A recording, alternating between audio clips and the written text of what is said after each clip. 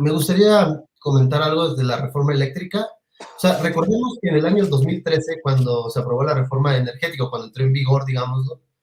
Se prometieron algunas cosas que no se cumplieron. O sea, haciendo un poquito de memoria, se comprometieron a disminuir las tarifas de los consumidores. Esa fue una de las promesas de la reforma energética, ¿no? Y también se comprometieron a eliminar, por ejemplo, la concentración económica que existía en el mercado eléctrico, ¿no? Esta suerte de monopolio, como bien dice Dan, que siempre ven mal todo lo público. Y eso no pasó. Hoy en día, alrededor del 10% de la iniciativa privada controla casi la mitad del sector energético. Entonces, sabemos que al mercado no le gusta la apertura. Es paradójico, ¿no? Porque se sostienen sobre esa narrativa, pero en realidad en la práctica siempre buscan en aquellos países débiles institucionalmente o donde hay gobiernos que pueden ser paleros, donde hay gobiernos que les pueden seguir el juego con la corrupción, pues buscan monopolizar sectores estratégicos de la economía y beneficiar a grupos y también, sobre todo, al capital privado internacional, sobre todo en materia energética, que es, no lo olviden, el tema eléctrico, pues ese capital se va hacia el extranjero. Eso nos prometieron. ¿Y qué nos regresaron a los mexicanos en realidad? Pues tarifas más altas, concentración. Y miren, en 1999, la CFE producía el 100% de la electricidad. O sea, teníamos soberanía plena, ¿no? Para el 2017, ya la CFE producía el 54% de la electricidad. Un éxito de los neoliberales. En 18 años, haber llegado a esta situación. En 2021, es lo que dice el presidente y lo preocupante, el 34% solamente. Y lo que dice el presidente también y la CFE, Bartlett, es que pues se pronostica que en 7 años, solamente si sigue esta situación y no se hace la reforma, produciríamos solamente la CFE el 17% de la electricidad nacional. En Estados Unidos, por ejemplo, para recuperar un dato que dieron en el foro, del Parlamento Abierto, en Estados Unidos el 85% de sus generadores de electricidad son públicos, ¿no? El 85%. Eso hace que las tarifas domésticas sean más baratas que las que consumen las empresas públicas. Pero aún así hay asimetrías y defectos fuertísimos en Estados Unidos porque algunos estados incluso pueden decidir no venderle electricidad al estado de al lado si esa venta de electricidad les afecta en la producción. O sea, a ese nivel. Por eso nosotros, se recuerdan cuando vino el tema del Frente Frío, pues tuvo que salir la CFE al frente a generar electricidad en el tema del gas, ¿no? Para poder sacar adelante a la industria privada por allá. Entonces, pues bueno, para evitar llegar a un contexto como el que está viviendo desafortunadamente España, en donde la gente tiene que usar la electricidad a ciertas horas, donde no les alcanza para pagar, imagínense ustedes a la gente en Mexicali, ¿no? Imagínense ustedes a las empresas que trabajan con cocina, con electrodomésticos fuertes, a las cafeterías, por no ir a grandes empresas que enchufan la maquinaria de la electricidad. Si se empiezan a subir los precios de la electricidad, si no pasa esta reforma energética, pues vamos a encontrarnos en un escenario muy difícil las y los mexicanos. Muchas gracias por la invitación.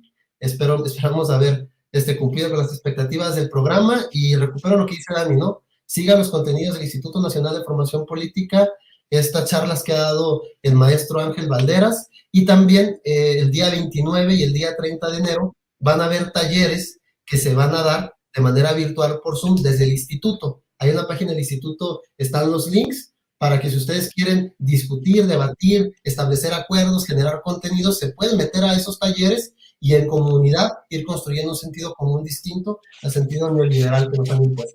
Gracias. Diego, ¿en dónde te pueden seguir en redes sociales? En mis redes sociales, yo estoy como Diego-Ilinich, arroba Diego-Ilinich en Twitter. Ahí me pueden seguir. Muchas gracias. Muy bien. Escucho para cerrar tu comentario, tu reflexión, Daniela Campero.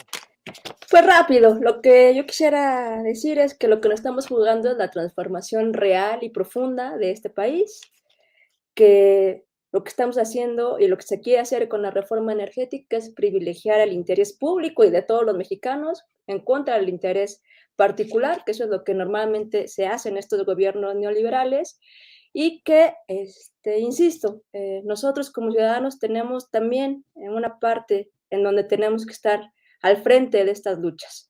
no podemos pensar que el gobierno lo puede hacer de manera aislada. Necesitamos a la gente en las calles presionando y sobre todo necesitamos que todos los mexicanos estemos realmente informados, ¿no? Para que no nos puedan vender espejitos y nos quieran decir que en lugar de ser un asunto que nos va a beneficiar, va a ser un asunto que va a evitar que vengan las empresas extranjeras a invertir en el país. Esto no es así, ¿no? Lo que está, insisto, lo que está jugando en esta reforma energética es el futuro del país y el futuro realmente importante del país, ¿no? El futuro que nos va a tener con las cuerdas, ¿no? O más bien con las manos atadas, sin poder hacer nada, si se logra privatizar al 100% la energía, o si podemos seguir avanzando en esta transformación. Y pues insisto, los invito a estar informándose sobre este tema. Creo que no hay mejor forma de luchar contra esta infodemia que normalmente ya encontramos en muchos medios de comunicación, que estar informados y que cada uno de nosotros con la información tomemos la mejor decisión y podamos ser parte de esta cuarta transformación. Entonces, los invito a seguir estos espacios, tanto de Sin Censura como del Instituto Nacional de Formación Política. Y de verdad, lo de la reforma energética no son palabras menores y tendremos que estar todos muy atentos y debería ser una de las cosas más importantes que como ciudadanos le deberíamos de dar seguimiento. Daniela, ¿en dónde te siguen a ti en redes sociales? A mí me pueden seguir como Dan Campero y también pues los invito a que sigan las redes del instituto, en donde siempre estamos con toda la intención de traer estos contenidos de la forma más fácil y didáctica para que nosotros, ya lo había dicho bien el compañero Diego Hernández, vayamos de casa en casa y de amigo en amigo y compañera en la calle dando esta información para ser nosotros los que hagamos esta gran red que vaya en contra de la campaña de desinformación que se ha montado dentro de estos grandes conglomerados que evidentemente pues también tienen sus propios intereses que van ligados a al pues, neoliberalismo y a intereses particulares que van en contra de lo que estamos buscando desde este lado. Gracias, Daniela. Y regresó para cerrar Diego Hernández, a quien le pido que nos ayude para cerrar con su reflexión, con su comentario final. Usted ya le había informado, Diego Hernández es secretario de Comunicación, Difusión y Propaganda del CEN de Morena. Diego, para cerrar.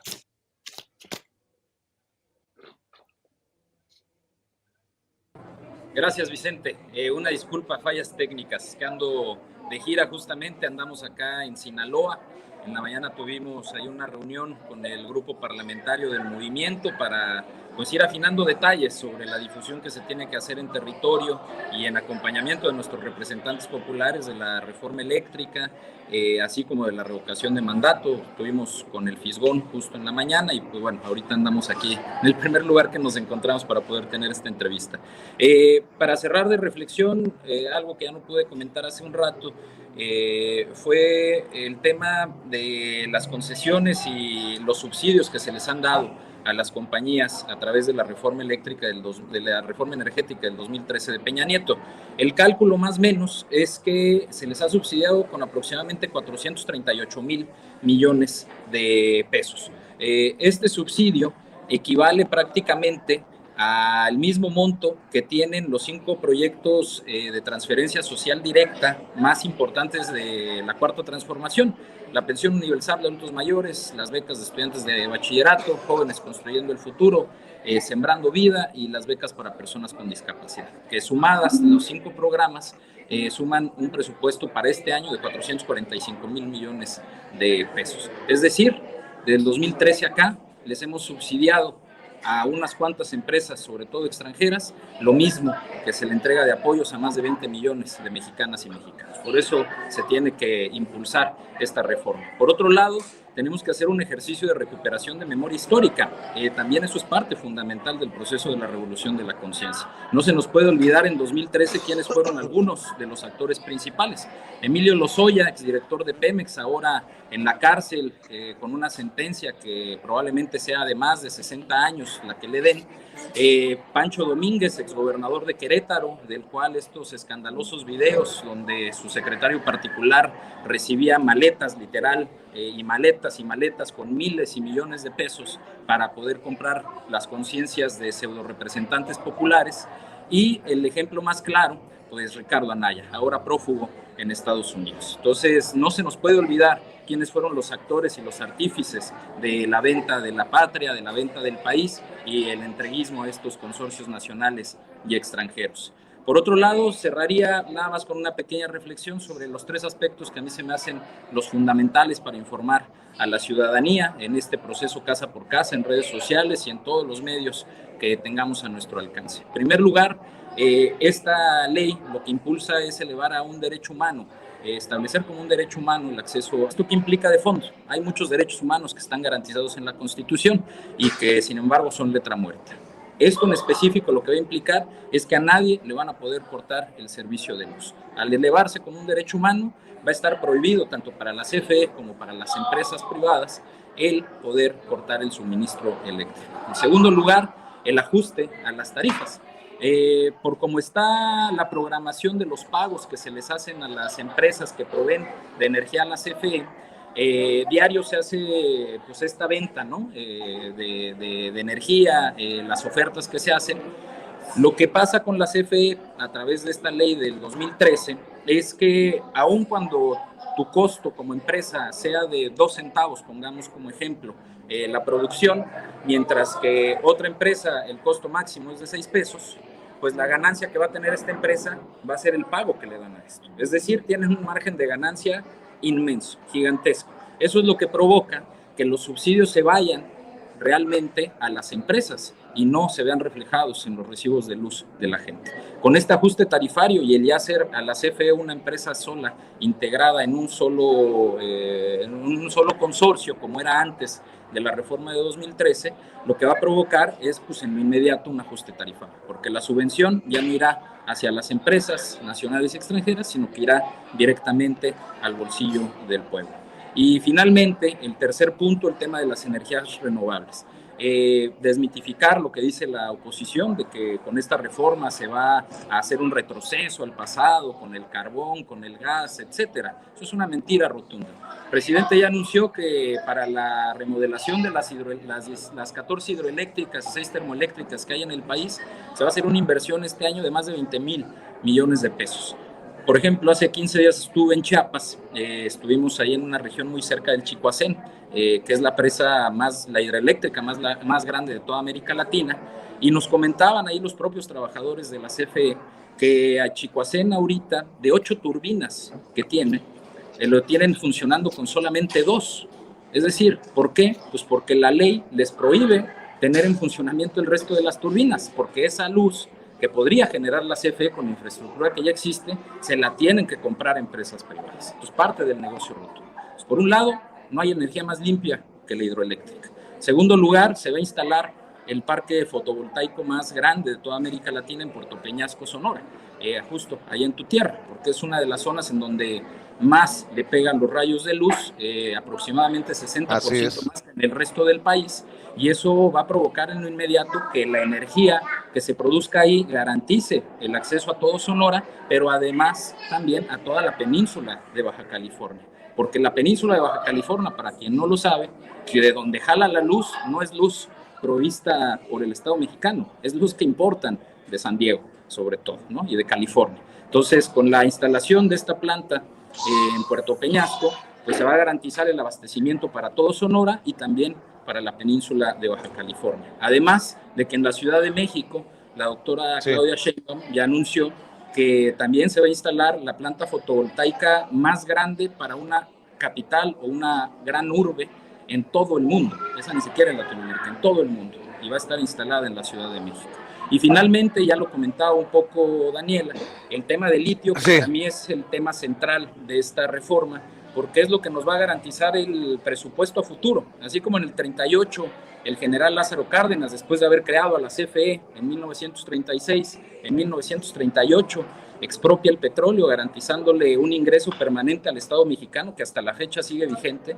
Del petróleo este año, el presupuesto de ingresos, si no mal recuerdo, es 14-15% de todo el PIB viene de Pemex. Entonces, esa es la gran importancia que tuvo el petróleo, y ahora la renovación o la nueva etapa para ese mineral pues va a ser el litio, ahora va a ser el oro blanco. Además de que del litio pues se extrae, pues es el mineral básico para hacer las baterías de celulares, de las computadoras, de prácticamente toda la tecnología que conocemos ahora inalámbrica. La parte fundamental es el litio. México tiene la 10ª reserva más grande, y en tu tierra, en Bacadehuachi, en Sonora, está la reserva más grande del mundo, 242 millones de toneladas. Se calcula que tiene solamente esa reserva en Bacadehuachi, en Sonora. Entonces, es fundamental por los costos.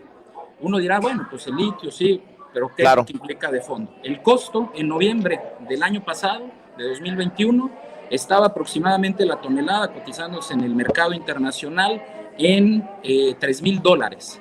A inicios de esta semana, en varios de los mercados y de las bolsas internacionales, se llegaba a cotizar hasta en $55,000. Es decir, en 2 meses se incrementó de $3,000 a $55,000 el costo de la tonelada de litio. Por eso es fundamental que se garantice que el Estado mexicano sea el único que tenga la facultad exclusiva para la explotación del litio, porque eso a futuro, para el proceso y el proyecto de la Cuarta Transformación, garantizará que el Estado mexicano tenga los recursos suficientes para seguir manteniendo el esquema de protección social y sobre todo todas las grandes obras que beneficiarán al sureste y al resto del país a nivel nacional. Entonces yo cerraría con esta reflexión, invitándoles a todas y todos quienes nos escuchan, a Daniela, a mi tocayo, a ti, a que nos acompañen también el día de mañana. Tendremos una asamblea para conformar el gran frente nacional en respaldo de la soberanía energética y la 4T. La intención es que Morena se sume a este grupo de organizaciones sociales que están haciendo el impulso de esta iniciativa, y que pues entre todas y todos apoyemos, no nada más Morena, sino todo el pueblo en general. ¿Y dónde te pueden seguir en redes, Diego? En Facebook me encuentran Diego Hernández, así me buscan en mi página, en mi fanpage, y en Twitter como GIGIOHR, en Twitter, y en Instagram Diego Hernández. Por ahí los espero para que sigan todas las asambleas que estamos llevando a lo largo y ancho del país, municipio por municipio, recorriendo hasta el último rincón de México, informándole a la población los beneficios de la reforma eléctrica y la importancia de participar el 10 de abril en el primer proceso histórico de la revocación de mandato. Claro que sí. Diego Hernández, Diego Matus, Daniela, muchas gracias por acompañarnos. Nos vemos pronto. Cuídense. Buenas noches. Gracias. Hasta luego. Y bueno, Chao. para despedirnos, veo pasar a un amigo con un vasito, no sé si sea Bacanora, si sea